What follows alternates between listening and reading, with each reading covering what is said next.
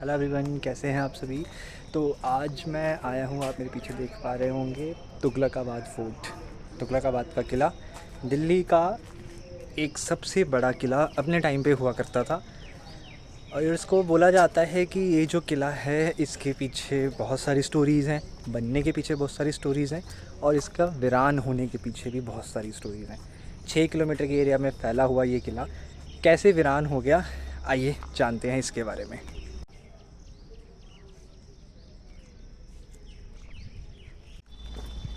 बात ये उस समय की है जब दिल्ली पे सल्तनत पीरियड था। दिल्ली पे जो राज करा जा रहा था वो दिल्ली सल्तनत चल रही थी उस टाइम पे। तो उस सल्तनत में जो तीसरी सल्तनत थी वो थी तुगलक डायनेस्टी। तुगलक डायनेस्टी में ही एक रूलर होता है जिसका पहले नाम होता है गाज़ी मलिक। बाद में वो गयासुद्दीन तुगलक के नाम से दिल्ली का सुल्तान बनता है और वो इस किले की उसारी करवाता है। Near by metro station Tughlakabad metro station है, या फिर आप रैपिडो कर सकते हैं, वहाँ से ऑटो भी आपको मिल जाएगा। 20 रुपये की टिकट है, ऑनलाइन बुक करनी पड़ेगी आपको इनकी वेबसाइट से, या यहाँ पे टिकट काउंटर पे क्यूआर कोड स्कैन करके भी आप इसे बुक कर सकते हैं।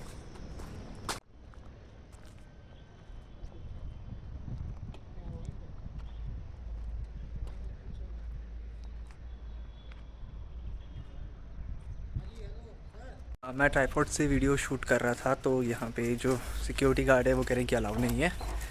शायद हो सकता है ट्राईपॉड में कुछ लगा हुआ हो, बंदूक लगी हुई हो। हम लोग इन चीज़ों पे ज़्यादा ध्यान देते हैं कि ये नहीं ले जाना, वो नहीं ले जाना। वो चीज़ बर्बाद हो जाए, सत्यानाश हो जाए, उसका किसी को कुछ मतलब नहीं है, चाहे वो हमारे हिस्टोरिकल प्लेसेस हो या कुछ भी हो। किसी टाइम पे ये जो किला है 6 किलोमीटर के दायरे में फैला हुआ था। अब आप देख सकते हैं ये इस तरीके से उजड़ चुका है कि यकीन करना मुश्किल है कि यहाँ कभी लोग रहते भी होंगे। वो जो आप देख रहे हैं वो है विजय मंडल, इस किले की सबसे ऊंची जगह। वहाँ भी मैं आपको भी लेके चलूँगा। बात उस समय की है जब खिलजी डायनेस्टी का लास्ट मोमेंट चल रहा था। अलाउद्दीन खिलजी की डेथ के बाद मलिक काफ़ूर जो होता है वो दिल्ली का सुल्तान बना देता है अलाउद्दीन खिलजी के छोटे बेटे को। बाद में उसकी हत्या कर दी जाती है, मलिक काफ़ूर की भी हत्या बाद में कर दी जाती है। और उसके बाद अलाउद्दीन खिलजी का जो दूसरा बेटा है मुबारक शाह खिलजी, उसको सुल्तान बना दिया जाता है। जब मुबारक शाह खिलजी सुल्तान बनता है तो उस टाइम पीरियड पे एक इंडिया का ही एक पर्सन जिसको खुसरो खां नाम जिसका आता है, मिलता है हिस्ट्री में, वो कहते हैं कि पहला और लास्ट इंडियन मुस्लिम था जो दिल्ली सल्तनत में शासक बना था, सुल्तान बना था। बाद में उसकी भी हत्या कर दी जाती है और उस टाइम पे गाज़ी मलिक जो है उसे बुलाया जाता है पंजाब से।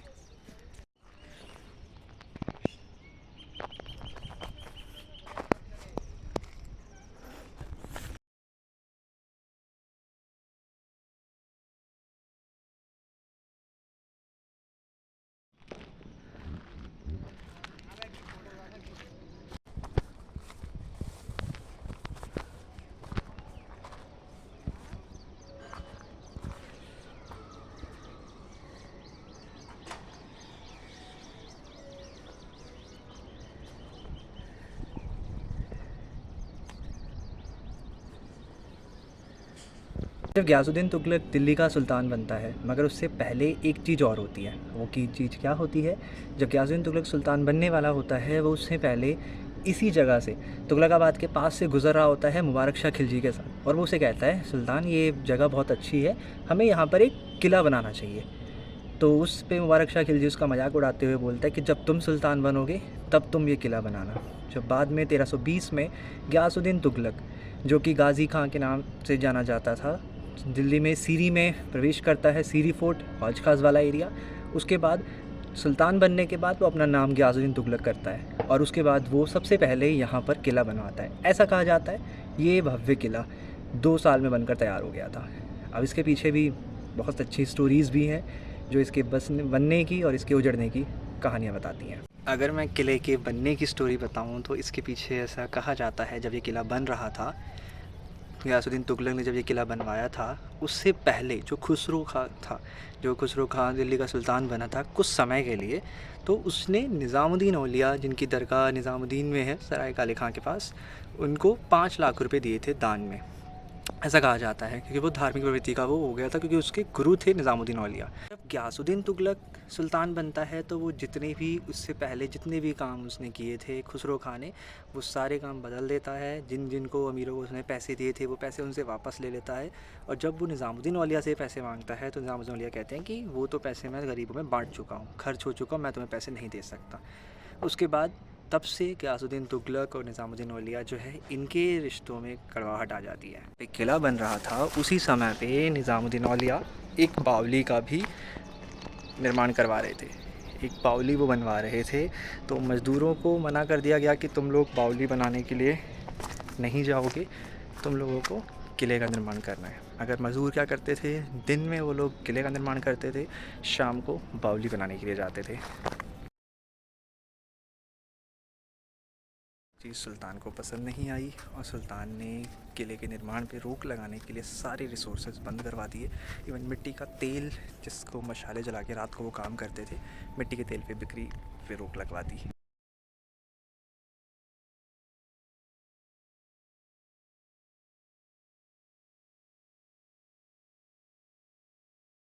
रिसोर्सेज वहाँ लगवा दिए जाते हैं, मिट्टी का तेल बंद हो जाता है।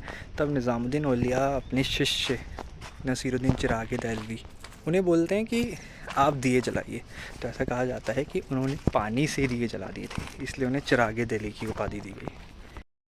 आप जो मेरे सामने देख रहे हैं वो गयासुद्दीन तुगलक का मकबरा है। मोहम्मद बिन तुगलक को भी वहीं पे ही दफनाया गया है।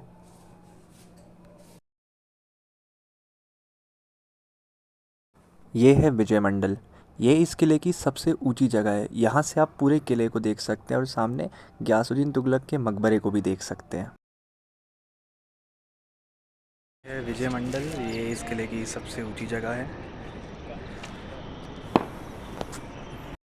इन खंडरों को देखकर एक बात तो साबित ज़रूर हो जाती है कि कुछ भी परमानेंट नहीं है। दुनिया में कुछ भी परमानेंट नहीं है और ना ही कभी होगा।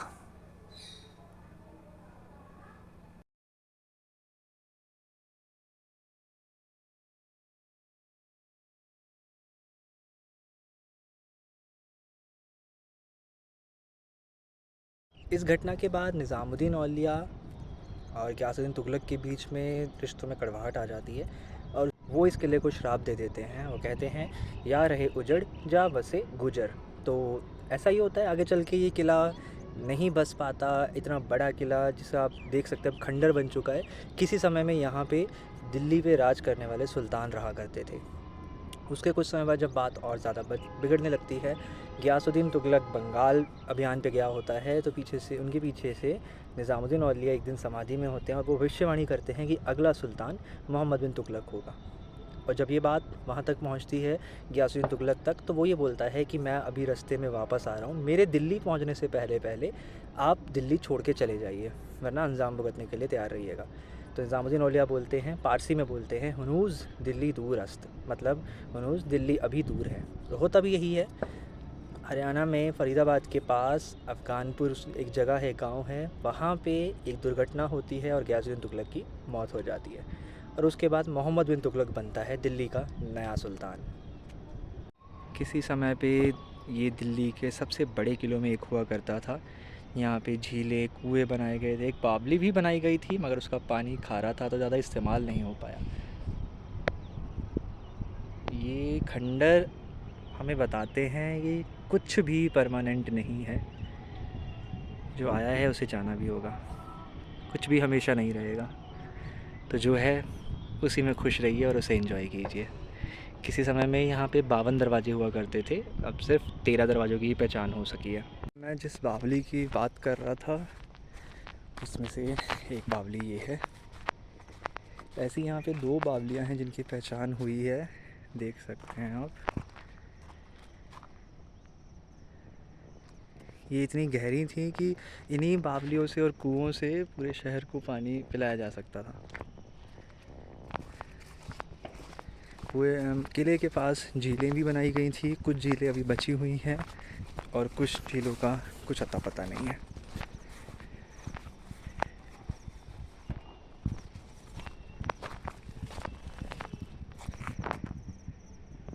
ये थी कहानी 7 दिल्लियों में से एक दिल्ली तुगलकाबाद की। कभी दिल्ली का बहुत बड़ा किला ये हुआ करता था। इसके अलावा और भी दिल्ली में बहुत सारे किले हैं, मगर ये उनमें सबसे बड़ा माना जाता था, जो आज बिल्कुल खंडर हो चुका है।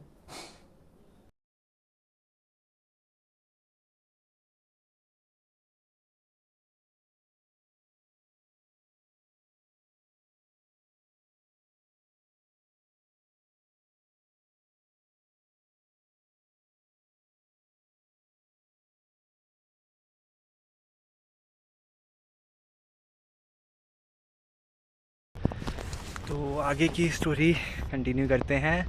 तो मैं रिक्वेस्ट करूँगा, मतलब जब भी अगर आप लोग कभी ऐसी जगह पे आते हैं ना, आप हिस्टोरिकल प्लेस पे अगर आ रहे हैं, तो आप सिर्फ उन जगहों को मत घूमिए जो आपको पता है या कोई आपको बता रहा है। आप उसे खुद से एक्सप्लोर करिए।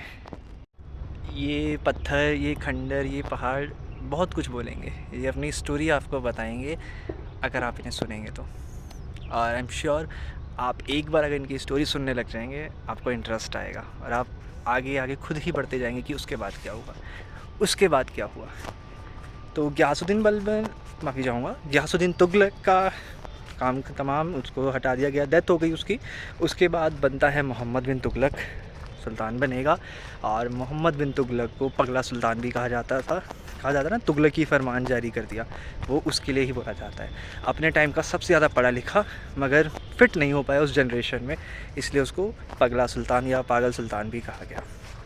गयासुद्दीन तुगलक जो है, जब किले के उस तरफ जाएंगे, अब रोड क्रॉस करके, जो एमबी रोड है, महरौली बदरपुर रोड, तो रोड के उस दूसरी तरफ जो है गयासुद्दीन तुगलक का मकबरा है। वहीं पे ही एमबीटी मोहम्मद बिन तुगलक को भी दफनाया गया है और उनकी वाइफ को भी। और पास में ही आदिलाबाद फोर्ट है। एक टिकट आप 20 रुपये की लेंगे, तीनों मोन्यूमेंट आप घूम सकते हैं। देख सकते हैं आप, ये भी एक बावली है। मैं जब पिछली बार यहाँ पर आया था तब ये खुली हुई थी, इस तरीके से कुछ भी नहीं था फेंसिंग। हम लोग नीचे तक गए थे, इसमें बावली में हम लोग देख कर आए थे, क्योंकि 2 जो मशहूर बावलियाँ हैं, फेमस बावलियाँ थी यहाँ पर। तो अब तो उन्होंने इसको बंद कर दिया, फेंसिंग कर दी है, वरना मैं आपको नीचे तक लेके जाता और दिखाता बावली को, स्टेप वेल जिसे बोलते हैं।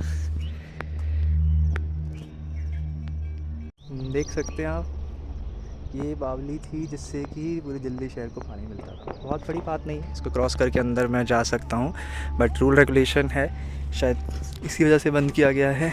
और हमारी कंट्री में रूल रेगुलेशन फॉलो करवाने के लिए ज़्यादा लोग होते हैं। जिस चीज़ के लिए रूल रेगुलेशन बने हैं, वो चाहे बचे या ना बचे, उस पर ध्यान नहीं दिया जाता। खैर चलिए।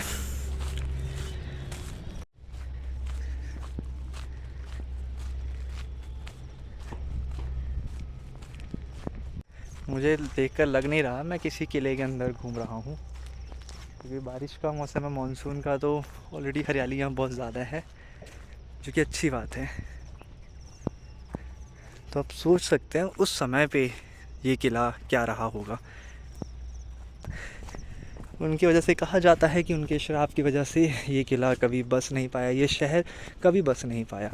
दिल्ली के 7 शहरों में से एक तुगलकाबाद का शहर। दिल्ली अपने आप में 7 शहरों में से एक शहर है, जिसमें महरौली सबसे पुरानी दिल्ली है। जो पुरानी दिल्ली है, शाहजहानाबाद, वो भी एक दिल्ली है। और किसी ज़माने में यहाँ 52 दरवाजे हुआ करते थे। देखिए, ये भी एक दरवाज़ा है, जो कि बंद है, मगर यहाँ साइड से आराम से जाया जा सकता है अगर हम चाहें तो। और यहाँ से हम किले से बाहर निकल सकते हैं, जो कि अभी हमें नहीं निकलना है। ये जो आर्किटेक्चर आप देख रहे हैं, सारा मैक्सिमम पत्थर जो है, ये अरावली का है, क्योंकि ये एरिया ही पूरा अरावली के ऊपर बसा हुआ है। तो अरावली का पत्थर ही ईज़िली यहाँ मिलता था। और ये आर्किटेक्चर तुगलक डायनेस्टी का है।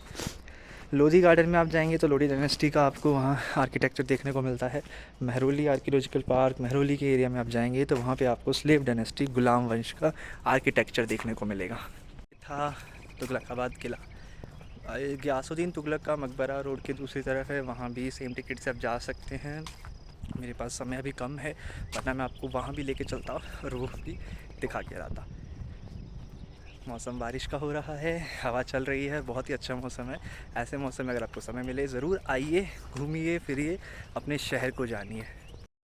ये वो पुल है जिसके द्वारा किले को मकबरे के साथ जोड़ा गया था, यहाँ से वहाँ जाया जा सकता था, जिसके बीच में से अब रोड निकाल दिया गया है।